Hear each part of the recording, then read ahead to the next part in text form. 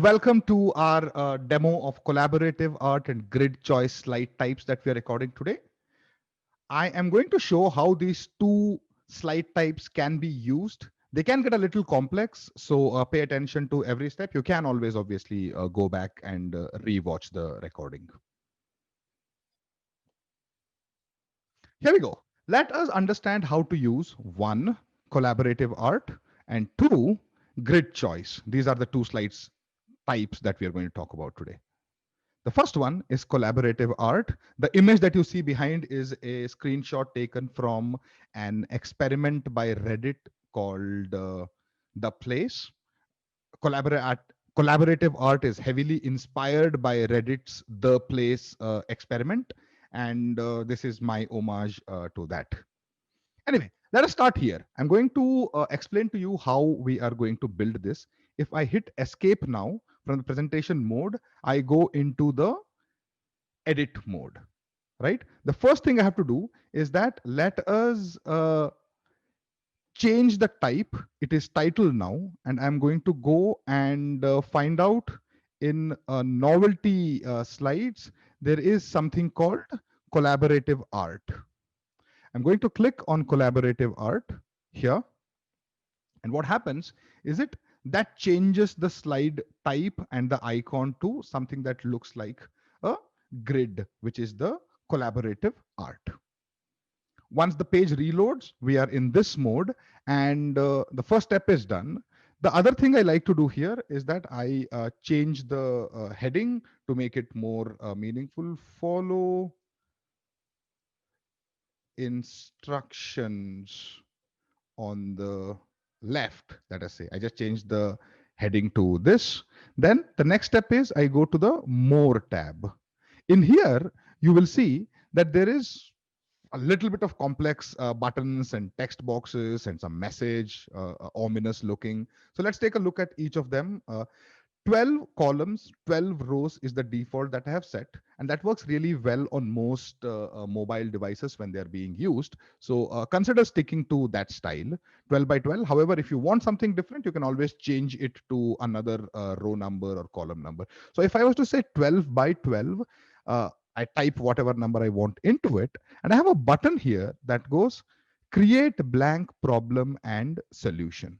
Okay, what that does is that it creates a 12 by 12 grid with white tiles in it. It is blank. That's what it means. I click on this button and it shows a message, confirmation message that will say, this will override the design if any, are you sure?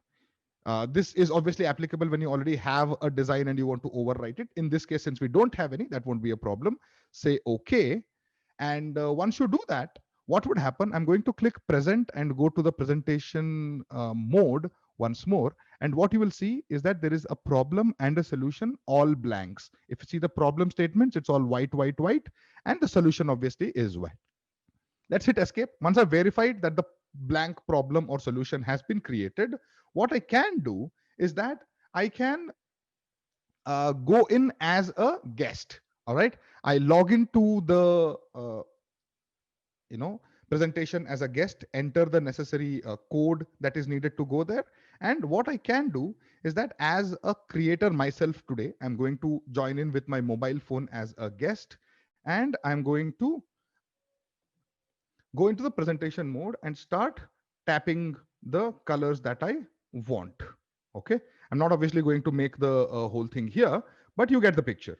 You can tap, tap, tap, tap, tap, create the design that you want. And once you're happy with it, whatever you see, you can hit escape once more. You know you're happy with that design. And then look at the bottom button here, which says update problem is equal to current solution. So what we have done now is that we have updated the current solution using our mobile phone.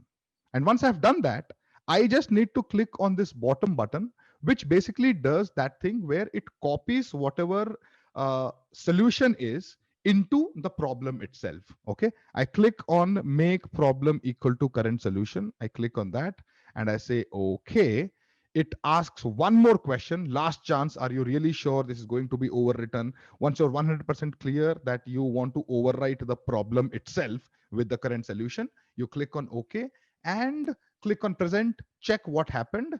Is if you see now, the top row here has all become red, red, red, red, and purple, purple, purple, and so on and so forth, right?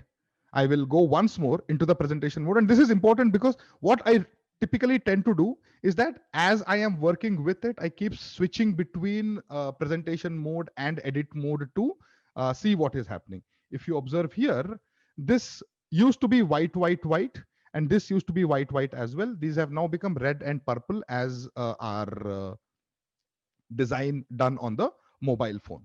Once you're sure that you've got that right, come back to more. And now you have an option where you click on reset solution, right? You see this button here, the one that says reset solution. This is the one that you click. And when you do that, it's going to once again ask you the same question, because these you typically spend a lot of time in creating these designs. We don't want to be callous about it and let you overwrite something. It asks you once more, this will overwrite the design if any. Are you sure? You say okay to that. And once you do, see what has happened. If I go into the presentation mode once more, the solution itself has become completely blank because we reset the solution, but the problem has stayed with red and purple. So this is how you design the experience that you want. Okay, I hope this makes sense. If not, just rewind, watch. 3 buttons that do 3 separate jobs. One is to create the blank problem and solution grid.